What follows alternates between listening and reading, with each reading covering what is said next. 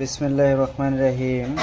আসসালামু আলাইকুম প্রিয় ভিউয়ার্স, আশা করি মহান আল্লাহর রহমতে যেখানে আছেন ভালো আছেন, সুস্থ আছেন। সবার সুস্থতা কামনা করে আরও একটি ভিডিও নিয়ে আসছি। শত্রুর বাড়িতে ভূত চালান দেয়া, শত্রু বাড়ি ঢিল মারা, শত্রুর বাড়ি ভূতের মাধ্যমে ঢিল মারা, শত্রুর বাড়ি ভূত চালান দেওয়া। খুব গুরুত্বপূর্ণ ভিডিওটা, সবার কাছে অনুরোধ থাকবে ভিডিও শুরু থেকে শেষ পর্যন্ত দেখবেন, নিয়মগুলো ভালো করে শুনে তারপরে এই ভূত চালান দিবেন শত্রুর বাড়িতে।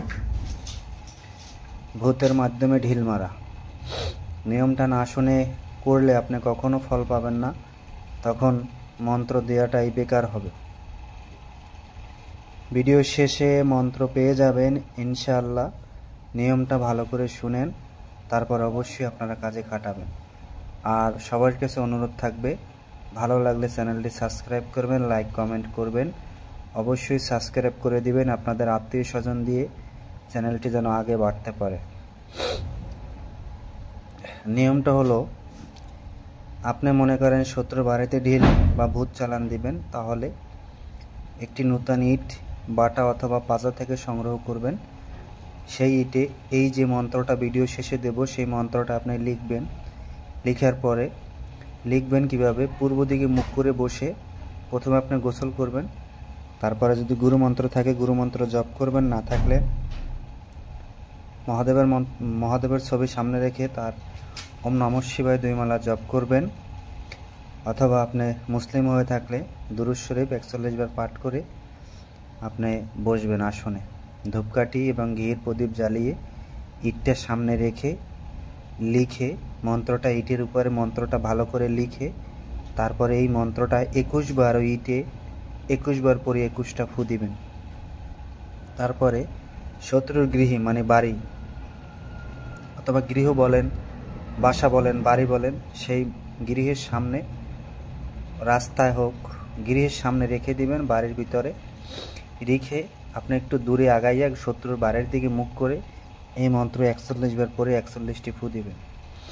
তাৎক্ষণিক লেগে যাবে। আর যদি আপনি না পড়তে পারেন, দেখে দেখে পড়বেন, ইনশাল্লাহ কাজ হয়ে যাবে। দেখে দেখে পড়লেও কাজ হবে। যদি আপনি শুধু মন্ত্রটা লিখেও তার গৃহের সামনে রেখে দিয়ে আসতে পারেন, তাতেও তার বাড়িতে ঢিল মারা শুরু হয়ে যাবে। আশা করি সবাই বুঝতে পারছেন। তবে অন্যায় কোনো কাজে এটা ব্যবহার করবেন না। সবার কাছে অনুরোধ, কোনো মানুষের শত্রু ছাড়া কোনো মানুষের বাড়িতে এই শত্রুর বাড়িতে ঢিল মারা বা ভূত চালান করা এটা করবেন না। আপনি যদি কোনো রকমের কোনো বিপদগ্রস্ত হন, ক্ষতিগ্রস্ত হন, আমি আমার চ্যানেল কিন্তু কখনো দায়ী থাকবো না আইনি ঝামেলা পড়লে। আমি শুধু দিতেছি, হ্যাঁ বলতে পারেন দিতেছেন আপনি, হ্যাঁ শত্রুর জন্য দিতেছি, শুধু শত্রুকে শিক্ষা দেওয়ার জন্য, শত্রুর বাড়িতে ঢিল মারার জন্য দিতেছি।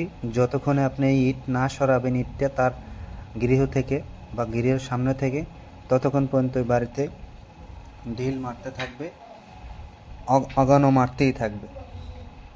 বুঝতে পারছেন কত গুরুত্বপূর্ণ। তবে মন্ত্রটা গুরুত্ব সহকারে পড়বেন আর সুন্দর করে লিখবেন, যেন কোনো রকমের ভুল না হয়।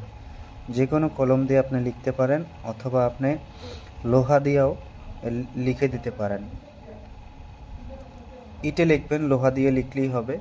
তবে ইটটা অবশ্যই গঙ্গা জলের ছিটে দিয়েন অথবা গোলাপ জলের ছিটে দিয়ে তারপরে লিখেন। আর সবাই ভালো থাকবেন, সুস্থ থাকবেন। আজ এই পর্যন্তই। আসসালামু আলাইকুম।